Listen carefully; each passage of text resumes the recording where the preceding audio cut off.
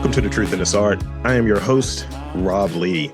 And today I'm here, I'm all giggles. I'm all giggles and teeth right now because I have a great guest that all of my guests are great, but this one is really taking the cake. My next guest I'm really excited to introduce is an arts writer, art critic, and art curator. He's the editor-in-chief and the co-founder of the arts online magazine, Hyperallergic. Please welcome Hrag Vartanian. Welcome to the podcast. Hey, Rob. Thank you so much for having me. Thank you for coming on. It's really cool. I love the background, by the way. No one else can see this, so this is just for me, guys. I love the background. It's just so much great art behind you. I'm just like taking a look right now. So just all teeth. Yeah. No, it's just, it's like we got to live with it too. Cause I mean, we love it. Right. And we got to have it around us. And it's like, and I don't understand people who live in empty homes or, or even just with like, with things they don't love. I mean, at the end of the day, this is why we do it. Right. 100%. I go back to years and years and years ago, and I'm going to get back to my actual introduction, but I want to share this. I was in, I had my first apartment. It was a studio apartment, and literally it served two purposes. It was my studio and my studio apartment. So I'm like, look, my bed is right there. Don't disrespect it. And I remember one of my friends, I was in like one of these patches where I just was feeling like creatively stifled and wasn't sure if I wanted to continue podcasting. And he was telling me, he's like, why are your walls bare? He's like, you need to have stuff here that you love. That was literally the piece of advice that I got. So as you can see now, it doesn't have any semblance to it. It's just my wall is littered. I want to have those red strings showing the connections, but my wall is littered with stuff that I just dig. And I think as things become more and more digital, this is an idea I've been playing with. We're more aware of what we're bringing into our space, the tangibles, because things are so digital. Right.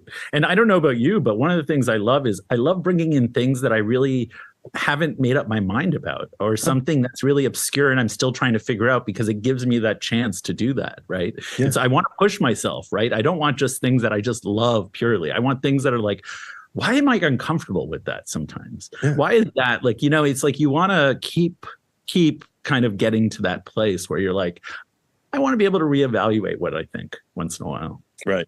I'm do the same thing at all?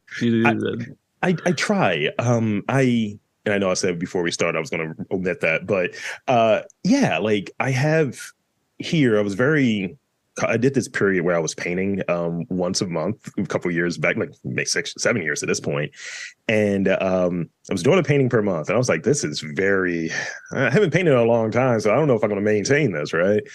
And I'm looking at them here and I'm like, why did I choose to put these paintings in the studio versus some of the other paintings that I've did that are in other parts of the house? Or I have maybe 3 pieces of found art. One's like this framed magazine from like the 80s that just spoke to me for whatever reason.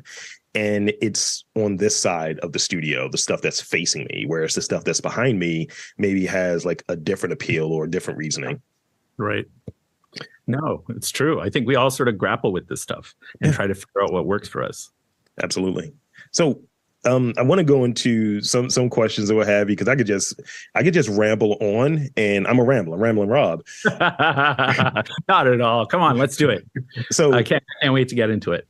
So if you will, very introductory level, could you share ultimately your story, and if you can include in there, how did Hyperallergic come to be, and what was your initial thinking? Sure. Well, thanks for that question. So a little bit about my background. I was born in Syria, raised in Canada. I've lived in Lebanon, moved to New York afterwards, been here about 20 years or so, to kind of give you a little bit of the arc of where I've lived. And I think as a kid, one of the things I really sort of was exposed to was different kinds of museums around the world, right? My parents sent me to summer camp in the Soviet Union, believe it or not, and I saw Soviet museums. I visited family in Syria and saw museums there. I saw museums here. And I realized as a kid, these were really cool, but they were all telling really different stories.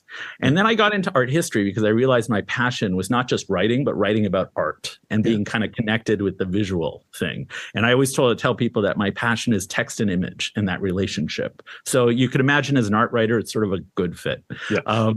But then I left graduate school hating art. or at least feeling like I hated art, because I felt like they sort of like all the theorizing and different things kind of ripped out the pleasure of it. And I felt like I was just intellectualizing everything. And that's not really why I got into things. As important as that is, I didn't want that to be like sort of my first reaction to things. So it took me a while to get back into it. And then I started writing about art again a few years afterwards, when I ended up in New York. And, it's hard to avoid art in New York. It's sort of like one of those things. It was just, I got back into it slowly, started writing. But then I realized that there wasn't a place for the ideas I wanted to pursue and the kinds of ideas that I was interested in. But also, at the time I was dating, who's currently my husband, Veken, who's the publisher of Hyperallergic. And, he's an educated guy. He has many advanced degrees, but he really didn't enjoy any of the art writing and he didn't understand it. And he was just sort of like, I don't get why I should care about this. Right. And I realized there was a real sort of, there was something not working here, right? Whereas if someone like him who loves art, loves going to museums, felt like there wasn't something for him to really sort of learn about art in a real engaged, passionate way. Yeah. On my side, it was also a venue for art, but also one that was unapologetically dealing with politics, right? And not as like this side thing that it's something art does once in a while. It's as an integral part looking at the system and what the system is and how it works and the types of images we circulate and why certain artists, excel over others and all these types of ideas. So he introduced me to blogging really at first. And I loved it. I was like, I fished to water. I was like, blogging. Oh, this is awesome. I love this. And I realized that it was a real missing part of the work I did, because often as writers, we'll write something and, it'll be published in a few years or in a few months. And sometimes you even forgot you wrote it by the time it comes out. It becomes one of these things you're like, oh, right, that was 5 months ago or something. Right. And I didn't feel like that was a productive way to have conversations, frankly. Yeah. I wanted to have much more real-time conversations around art. And online became that place. At the same time, nobody was getting paid for online writing at the time. And if it was sort of super rare. So we were like, okay, let's try this. Let's see where this goes. Veken had this passion about he wanted to get writers paid because obviously his partner was a writer. Like, you need to get that money, babe. Like, we gotta make this happen. Right? So we were like, okay, let's start. And worst comes to worst, this will lead to other projects for us, right? Like I could get a job editing. He can get a job building websites or something. And so we sort of started that way. And then we realized quickly that there was a real hunger for this and what we were doing in terms of creating digital native conversations around art and visual culture that were unapologetically political, that were engaged, that were not afraid to have strong opinions. I mean, just today we published a really strong review of a book about Tibetan art that, essentially calls it the equivalent of like, sexual tourism in a way, visual, like a visual kind of like publications don't normally do that, right? They don't do that. And I have a lot of complicated ideas of why I think because I think people think there's certain forces that don't exist when they attribute to why there are no negative reviews. But if you want to get into that, we're happy to do that. So we created this publication, and for the first 3.5 years, I had a job. Yep. We needed my healthcare. We needed all that. Veken did side gigs and he did a lot of consulting, and we had to pay the bills. But at the same time, from day one, we decided we're going to be as professional as possible and keep raising the bar. Right. Yep. And so we had our first full-time employee, I think at year 3, even before I went full-time, believe it or not. Then we sort of started, hiring people slowly, realized that there was a way to sort of sustain this slowly. And then this, the whole system changed, which frankly made online even more important. So we could kind of excel. And then I think with the pandemic, people's behaviors have all gone online. Even the stragglers that were like being really shy about it. And that really helps supercharge what we do. And now we're passionate about, we have 13 full-time employees, they have 401ks. We just raised our freelance rates. So now we're paying from $250 to $500 for art. It's like, and like, if you asked me 8 years ago if we could do that, even we've been around 13 years, I would have been like, I hope so. That's great. Like last year, we added parental leave to our benefit. It's like all these things were like, okay, how are we going to raise the bar so that the field also, we'd like to change this whole narrative that writing just doesn't pay at all, or this idea that anything in the art world is like charity, and that we're all underpaid. I think we need to change that, right? Yeah. But in order for that to change, we also have to think of our roles a little bit as connected to an audience and a public. And I think one thing in our field we often don't think enough about is our audiences. Because we expect our audience just to like kind of come along with whatever we do and just applaud. And that's just not the way it works. That's not the way you work with an audience, right? And so I think that's something that we've been really passionate about. So that's a very short answer. I hope that works. I'm happy to elaborate on anything. No, that was great. And I definitely saw sort of like correlation. I go back to this one part where, and the thought that happened, I would only go back to the thought that I'm having as the person that is speaking, because it's like, okay, I relate in that way. And this notion where there's an appetite for sort of talking in an authentic way about this. And that's how I think in sort of this podcast, over 500 episodes at this point, most of them kind of took off. Thank you. It was hard to get them early on when it started in 2019, the end of 2019. But once 2020 happened, it's like, oh, I have a place as an artist where I can just speak like candidly about my work, but also about who I am as a person. And there's an appetite for that. And I think just kind of shifting it, like you go to certain podcasts or certain people who are talking about art or talking to artists. And I hear this all the time from writers to visual artists, so on. They're like, yeah, I've had the same conversations with all of these different outlets. Yours is different, though. And I was like, hopefully good. Yeah.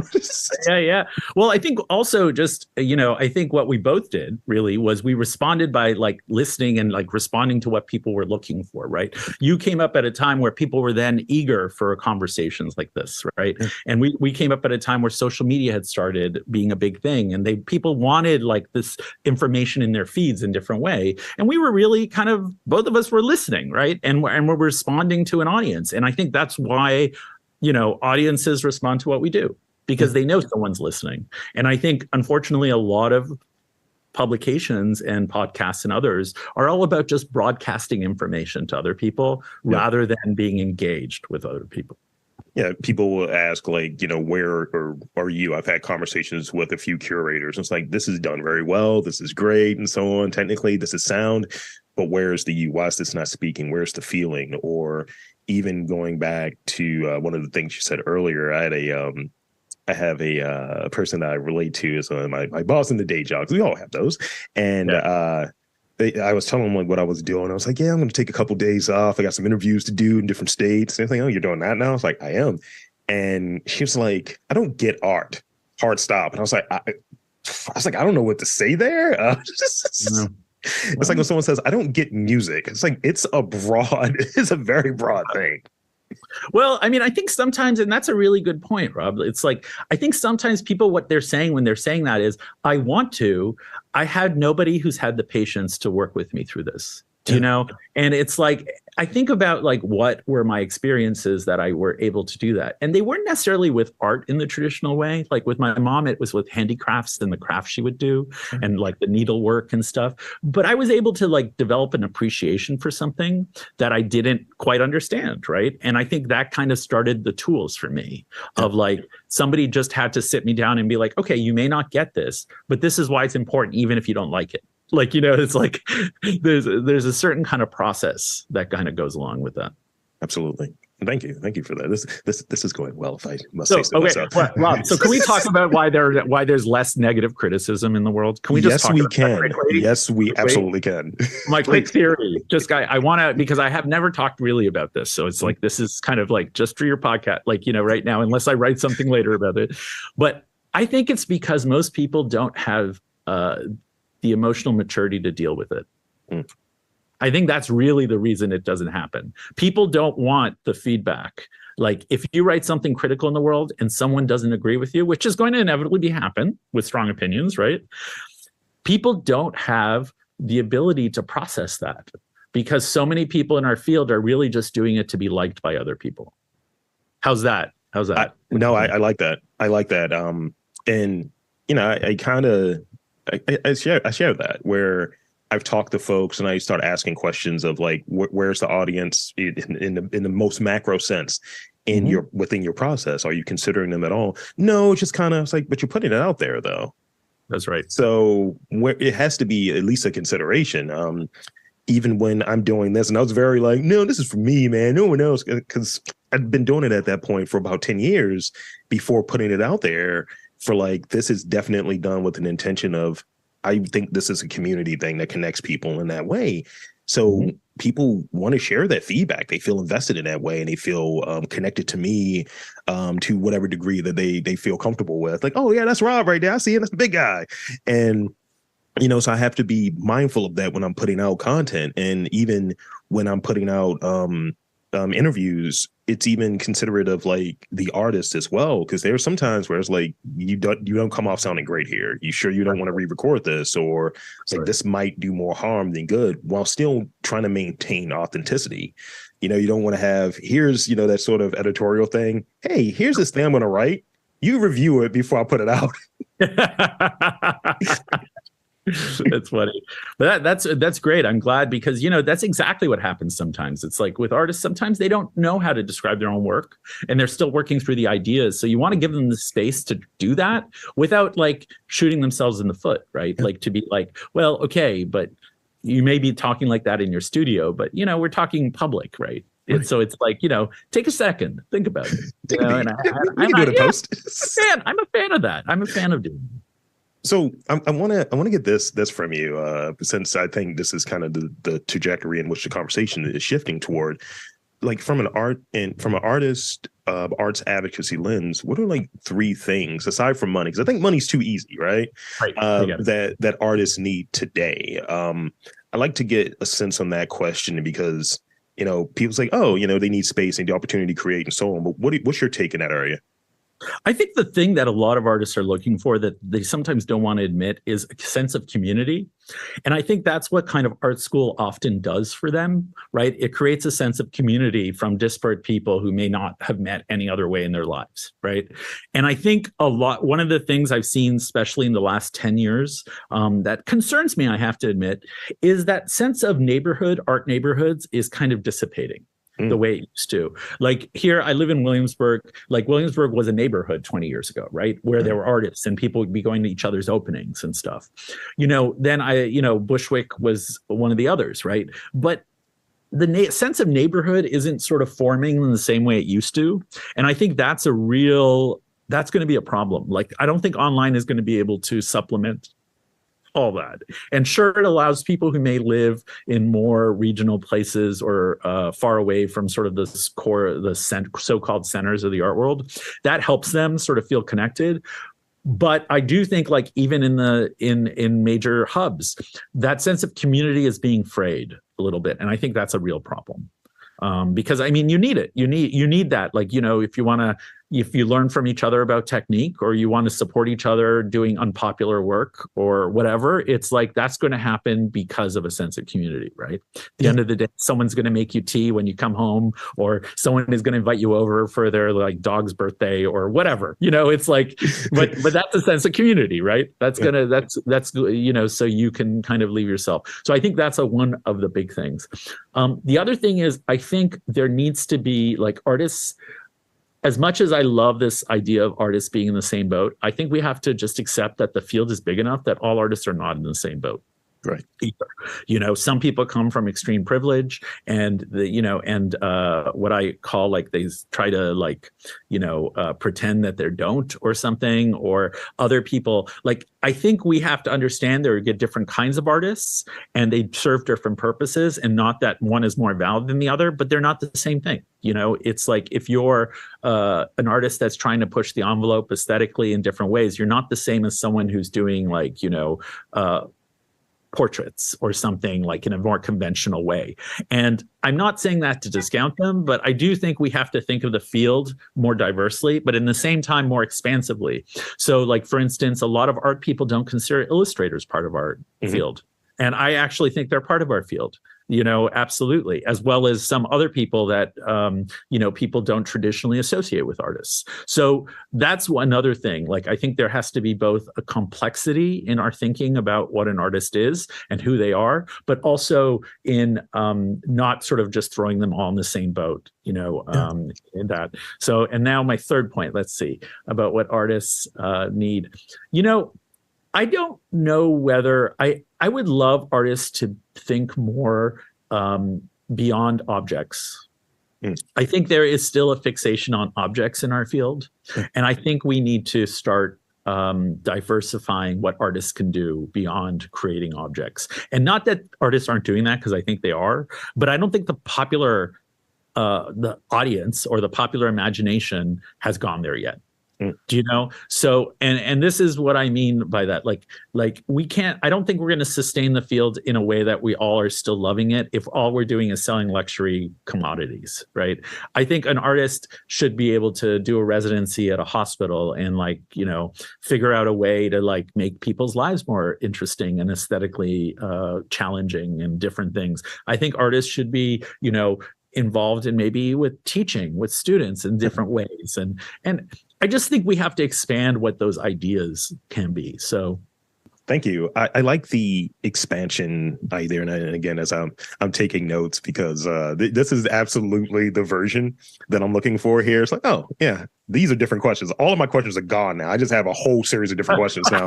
But willing to go in any direction you want. Absolutely. And I think you're 100% right there, where I think being able to stretch what the boundaries are. Like, I tell people when I'm doing this, like, I'm somewhere in the middle. I have this sort of spot where I'm an outsider. It's like I'm helping facilitate the storytelling. That's the way that I like to look at what I do.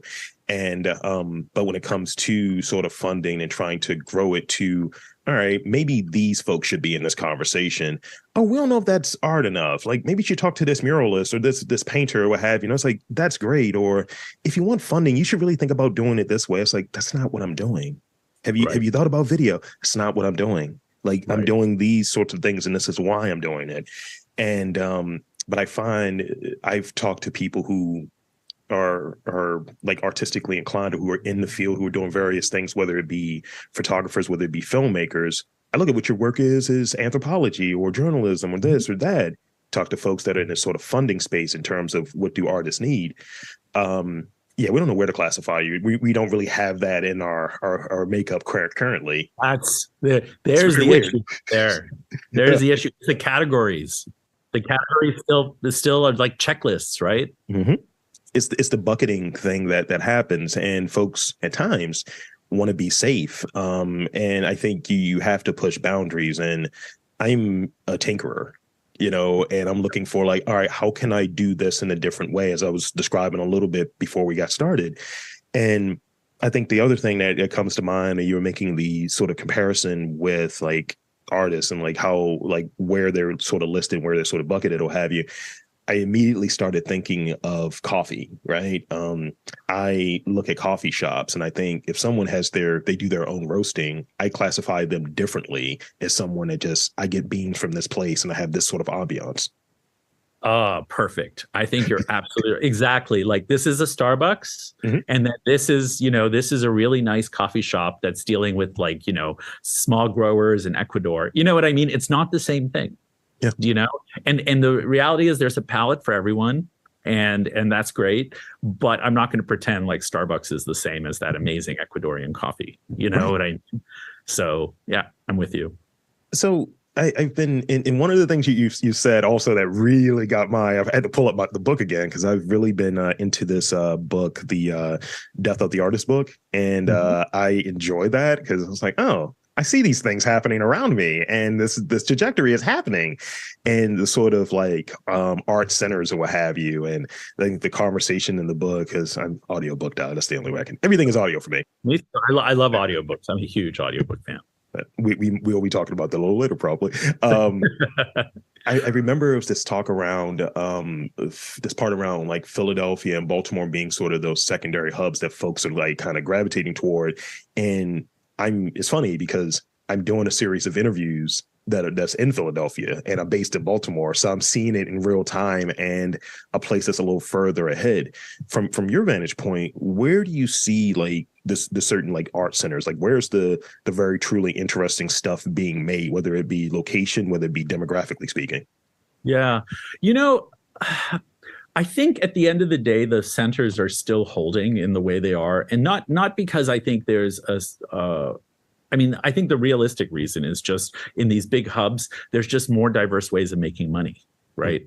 And that's part of the issue. Like in Philadelphia, yes, you can teach at a school, but you can't really sell art in Philadelphia very much. Like there isn't a huge market. You still have to show elsewhere, right? Mm-hmm. And if your gallery's in New York, it's just easier to be close. That's just the reality of it. Yeah. So I think what I'm seeing is there's definitely a lot of artists that are going more disparate places, but they're still feeling connected, and technology is allowing them to stay connected with these different things. The other thing is the one positive thing about crypto, because I think there's been a lot of negative about crypto, is that places like when I was in a panel a few months ago that was based in Berlin, you know, like you had people from Kigali and Rwanda and like Manila and Philippines sort of saying like, well, that's really helped us make a living. Yeah. You know, because now we can sell and swap work in a much easier way. So I think we're going to see a strengthening of these sort of wider networks, yeah. Right? But I still think the centers are holding because of just the diversity of making money. Like in New York, like why am I in New York? It is the biggest art center. Yes, it's not the one world capital, but it's still the biggest art center in the world. You know, so what does that mean? It doesn't mean that necessarily the best work is being made here forever. That's not what I'm talking about. It means we have the auction houses, we have the schools, we have the art historians, we have the artists, we have the media here is headquartered here. We have like all those aspects that can allow you to make a living, right, in a different way. Like, hey, you can work at, you know, a gallery. There's 600 galleries in New York. You know, it's like, and I think that diversification has been really good for the field, but at the same time, the centers are still holding. So now at the same time, that's not to say that the diversity of work doesn't mean that there's going to be a diversification of like geographies. So for instance, you know, we've definitely seen in the last few years a real boom in Black diasporic art, you know, partly driven by social realities and the social conversations that are beyond the art world, you know, but also because there's been decades of people working at it, right? Like, I don't want to say that it's just because like, you know, the protests or anything like that changed it. It's because, you know, there are art historians that have been working on this for decades, and there have been artists that are working for decades, and there are auction houses that have been trying to foster appreciation for certain kinds of work. And there are different kinds of things that are factors that are going on. So we're all just a small part of this bigger puzzle, right? But at the same time, there are like, I can't say like, oh, wow, there's a lot of great work just being made in Denver, you know, because I think Denver, yes, there's some good work being made there, but they're just as networked as everyone else. So, and most of the time, artists aren't staying in one place anymore. So it's the altitude at the end of the day. And yeah, exactly. Exactly. That's exactly it. Playing thin air. Yeah, that's right. So I think the other thing is the for some of us with like passports that can allow us to travel, you know, we're kind of moving around a lot more too. Yeah. And that's also part of this, that I think like residencies are exposing artists to different parts of the world. I did a residency at Log Haven in Knoxville last year, for instance. That was a whole different art scene that I hadn't been exposed to. And I really loved that, you know, and so, but at the same time, those artists are in dialogue, right, with artists in New York in a way that maybe 40, 50 years ago would not have been as prevalent, right? You're in Baltimore. Baltimore doesn't feel far at all anymore, you know, in the way that it even did maybe 20 years ago. Yeah. And that's the thing that, and thank you for sharing that observation, your thoughts there. Cause I kind of struggle with it where, you know, I see people that I interview, people that I talk to, trying to be very cognizant of what's the scene. And especially when like Basil was going, I was like, oh, let's see who's open for an interview. And, you know, it's a different vibe. And I was like, if I were down there, would I be able to network in a different way? Because I've gone to places and gone to events, conferences for this sort of networking vibe of who are the people to connect with. Because, I think this is where the sort of journalistic thing comes in. Where's the story? Who's got things that are interesting? And in seeking it, and sometimes, you're sold a bill of goods that it just doesn't quite work and quite connect. And I'm like, I can't get an interview here. This is not the time or the place. I can hand out a card, but because we love tangible things, but it doesn't quite work in that way. And I found that, being able to at least it be around. And I think part of it is I've recently watched Velvet Buzzsaw, so I'm kind of like, oh yeah, it's the top of mind right now. My partner, she was like, you should watch this because I feel like you're around in this space a little bit more than you give yourself credit for. Yeah. But yeah, it's, being there with folks, because I'm very like, and again, going back to this idea that I'm not of it, I'm around it, I'm facilitating some of these things, and just like, all right, that's where the cool kids are at. I'm going to push back, Rob. Please. How are you not part of it? I don't know if I am. I don't think I've earned it yet in that way. Why? Who's going to give it to you? This is true. I just want to point this out because we also work in a field where everyone thinks they're an outsider. Mm. And yes, we're outsiders, but we're not. It's like at a certain point, it's like no one's going to hand this to you. No one's going to hand you a form that says, "Okay, Rob, you're in it. You're in it to win it." It's in the mail. It's coming soon. Right, exactly. Yeah, I mean, you kind of have to claim it in a way. It's like, and I mean, I don't know why you would say you're not part of it. You're absolutely part of it. So and I think when we say we're not part of it, sometimes we're giving up our power. And I see no reason for you to give up your power in that. And I mean, that's not to say that like we are the central part of the conversation around art, but that's not to say we don't influence it. No, you're right. And thank you for that. I needed that because, I think sometimes I definitely do this thing of, I'm nobody. And it's like, no, you're somebody. You're the guy. You're the guy to talk to. And yeah, I think you're right, where you're all giving a piece of that sort of power and this sort of acknowledgement away. And, with the whole manifestation angle, when you put that out there, it's like, yeah, why should I listen to this person? He doesn't think he's good or whatever.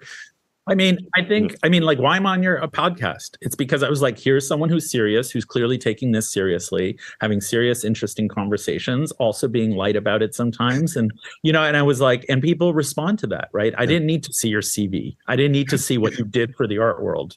That wasn't interesting to me. I don't care. So like, I just want to sort of say, this is how we support and validate each other to be like, okay, I think what you're doing is really cool. I may not necessarily understand everything you're doing, but that's cool. I'm along for the ride. Well, thank you. So I got one last real question, and then I got these rapid fire questions that are ridiculous. Sure. I've read several times that that artists need time to just like mess around and not do anything. And I, to quote that book Creativity, right? People who keep themselves busy all the time are not really creative.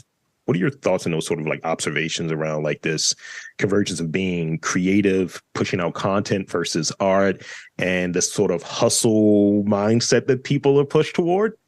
Yeah. Ooh. Well, you asked me this question at a perfect time because last year I took a 3-month sabbatical, the first break I'd ever taken, and it's probably the first 3 months I've ever had off in my life, so it was like, it was a big deal. And the thing that I realized, one, we just have to remember that some of us hustle because we have to, right? Yeah. Like there was no way we could have built Hyperallergic if I didn't hustle and work 7 days a week. Just wasn't going to happen. Now, thankfully I don't work 7 days a week, but like at a certain point that was kind of necessary. So I think hustle with a purpose is great. Yeah. But what the problem is, I think a lot of us are hustling with no purpose in mind, and it just feels like it's sort of endless, and that's when it becomes Sisyphean, right? Like we're always pushing the rock up the hill, and then it's sort of like, and we're down at the bottom of the hill again, right. And it's like, and we're pushing it up again. And I think the hustle is really sort of deadly, and I think that's when we get burned out, right? But I think as long as we have a goal in mind and realistic expectations to what that would be, right? I think there's nothing wrong with hustling, because that's unfortunately some of us that don't come from certain privileged backgrounds like have to do, like if you don't have enough money for something, that means you're gonna have to do it yourself, and you're just gonna have to do it. And this is where like we don't want to get caught in that cycle, which is so deadly. And I don't think, but at the same time, we need time to dream, and we need time to like imagine new things, and we have to like figure out ways to get rid of them, right? And figure out how we're going to function with them. To give you an idea, like during my sabbatical, when I finally had a break, here I thought, like, because I've had bad sleep most of my life, and especially the last 10 years, and I thought it was related to work. Because you think, okay, busy, it's work, stressful job, whatever. And I realized that it was like during my break that it had nothing to do with work, and there was other stuff going on, and I just dealt with that. Yeah. But if I hadn't taken a break, it wouldn't have helped me understand what's going on, right, in our own lives and in our own relationships to things and our own love of art. I was able to go explore ruins in New Mexico that like really expanded my mind in many ways, and those breaks are what replenish us sometimes. And I think that's one thing as artists and curators and people in our field we don't appreciate enough is like those breaks, and those, like, we're often the people going out into the world and finding things, right? And finding new aesthetics and finding new ideas and finding these. That takes time, and it takes a certain sensitivity so that we don't just like bring it back and make it a commodity immediately. Right. And that is a deadly cycle that unfortunately I think some people are stuck in, right? Where it's always about like going out and like bringing back this thing that you can kind of be like, with bells and whistles on and sort of like make it into like a thing. And I want us to like sort of take a break and take it a little slower. But at the same time, I'm not a huge fan of this idea of slowness, because I think some of us are just into fast.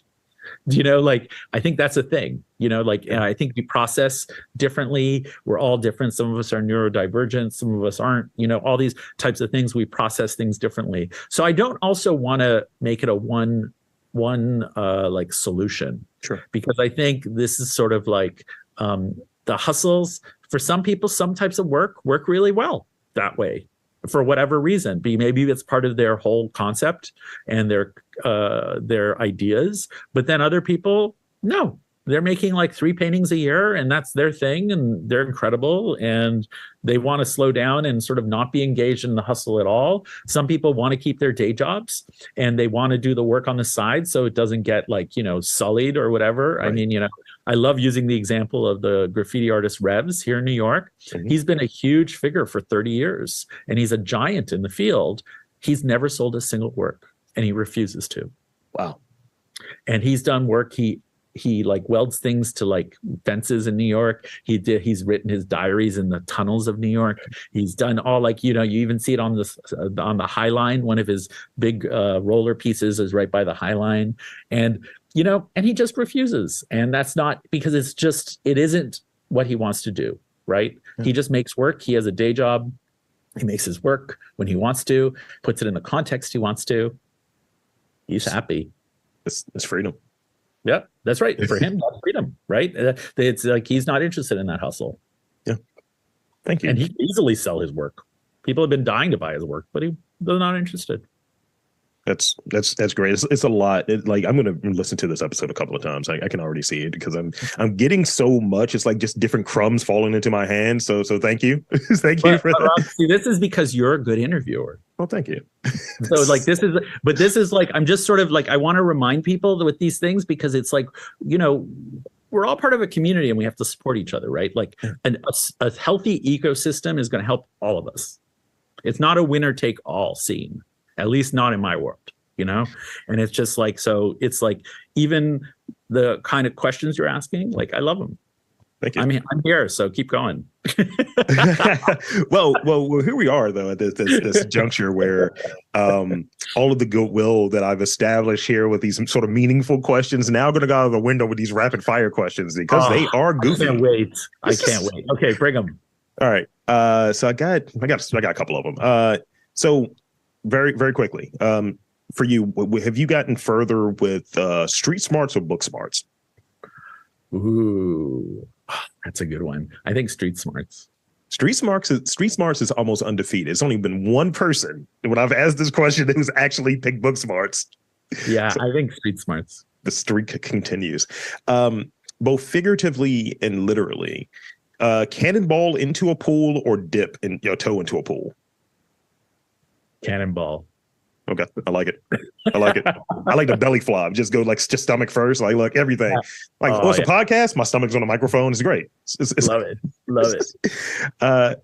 Name a superpower you would like to try for 24 hours. Ooh. Oh, that's a good one. That's tough because I grew up reading comic books and superhero stuff. So it's like there's so many cool superpowers out there. I would love to be able to fly. I think flying is sort of undefeated in that, but like I want to be able to fly anywhere for like, just for a little while. But 24 hours, I don't know. Would I even be able to get around the world? I don't know. It's like you can fly, but very slowly. But at that point, you're like, okay, I'm over ocean for like half the time. What's the point? It's like, oh no, my powers are gone. 24 hours. That's right. And he was never seen again over the Pacific. But it absolutely tracks, though, in terms of what you were saying earlier about checking out the ruins in New Mexico. It's like you're being able to explore and see more things in flight. If the other move would maybe be teleportation or something, do a little nitecrawler move. That would be fun. I think that would be. The other is like the power to change people's minds. That would be kind of fun. It'd be like you should.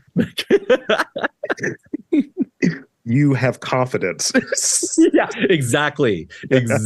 Thank you. No, that's a good artwork. Don't fuck it up. Don't keep working on it. Stop now. What is something, and it's funny that because what we just mentioned, what is something that without fail makes you laugh? Ooh,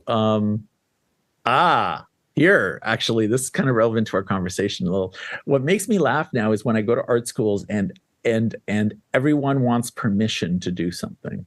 Like I feel like that makes me laugh. Like it's like I was like, who am I to give you permission? Do you know? Like I was like, it's like I remember once, like one artist was telling me about this really tragic thing with one of their parents, and like asking me my opinion, and I had to sit them down and said, first of all, we've met 20 minutes ago. Like, who cares what I think about your parent? Like, no offense. Like, why are you even asking me this? And it makes me laugh a little because I'm like, have we really created a field with so many insecure people that everyone's like asking each other, like what, if they should be able to do this? I was like, just do it. Like, who's gonna, anyway. So that makes me laugh because the reason it makes me laugh is because it's so prevalent and you hear it again and again. And you're like, okay, here we are again. How are we going to change this? I want that like almost 1980s level confidence of I'm the best thing that's ever happened, right? And just kind of go through the whole thing. Yeah, well, I mean that's dangerous too. The narcissism could be really like toxic. Somewhere in the middle. In the middle. Exactly. I'm with you. So here's the last two I got for you. We touched on it a little bit earlier. You mentioned you're an audiobook guy as well. So what was the last audiobook that you've like completed? Because I just go over and over again. Yeah, actually, Raquel Gutierrez's Brown Neon, which I put on the top list of our best art books of the year. I love that book. I thought it was fantastic. And I love that they're the ones who read it, and I love when an audiobook and they're the person who's reading it. So that's, I think, really amazing. So, I think there are other books too, but I think that's the most relevant art one right now. But I go through them a lot. I love them so much. I did that. What is it? Audible. It's like, let me get my full year, 24 books. Right. And I just go through it. And, when I'm like lacking in terms of like having like ideas or what have you, or feeling like a little stuck, I'll put on like Austin Kleon's, like all three of them, or I'll put on Rafi Perez's joint. And I get something from it. I get something that is like, where's my notepad? I got questions now. Yep. I'm also listening to one now about comics by this French historian, and it's about the history of American comics, nice. Comic books and things. And blowing my mind. Comic audiobooks are incredible for this. I mean, for those of us who take the subway or like, get around the city by walking, you can't beat it. Yeah, that's all I do. All I do is walk everywhere, and then I even walk when I'm in the gym. Where's the treadmill? Let me get on here. And it's now to a point where I don't really listen to a lot of podcasts as much. I listen to audio dramas. So they have all of the, Spotify has all of the old Twilight Zone episodes. So I listened to those. I was like, oh, where is it going to get problematic? So some of them from the 60s. Yes. Oh, yes. Like, oh, that's a little rough. That's right. Yep. That's right. So this is the last one I got for you. And I think before we got started, I talked about somebody I have a similar energy to, the Lawrence Fishburne energy thing. Right. And I have like a list of celebrity doppelgangers. For you, who is your celebrity doppelganger? You know, I don't know who my celebrity doppelganger is, to be quite honest. You know, I don't know because the only time ever that I could see maybe a little bit was once somebody in Times Square stopped me and thought I was Adam Sandler. I think, was it Adam Sandler or someone? I don't remember who it was like now, but I was just like, and I had to look them up and I was like, oh yeah, I guess kind of, you know, like one of those things, you know, but I was just like, I guess it depends on like the way your hair is that day or, you know, whatever it is, but I don't really know. I don't know. Is there someone who reminds you of me? I would love, is there anybody? It's a glorious head of hair. So I'm getting a little Tim Burton. Ah, nice. Okay, I could see that. I could, you know what? I could totally, because especially the way he looks now. Yes. Yes, I could totally see that. So thank you for figuring out my doppelganger. There you go. This has been a true pleasure. And thank you so much for coming on and spending some time with me. And I want to, again, thank you and invite and encourage you to tell the listeners where they can check you out, social media, Hyperallergic, all of the things. The floor is yours. Well, I just want to say thank you so much. I think it's been really great. And yeah, people can check out Hyperallergic at hyperallergic.com. And my social handles are all Hrag V, so HRAGV, pretty much on most social networks. So you can find me on there. and feel free to reach out and, you know, always enjoy having conversations, but I always temper that with making people realize, you know, we're all really busy. So it's if I don't respond to something, just realize, and this is true probably of most people, it's just because there's something more priority at the moment, you know, personal or otherwise. And I think people sometimes forget that we all have really complicated lives, and, you know, and personal lives and all that sort of stuff. So love what you're doing. And thanks so much for having me on. Thank you. And there you have it, folks. For the folks listening out there, I'm Rob Lee for Hrag Vartanian, saying that there's art, community, culture, art critics, art writing, in and around your neck of the woods. You just got to look for it.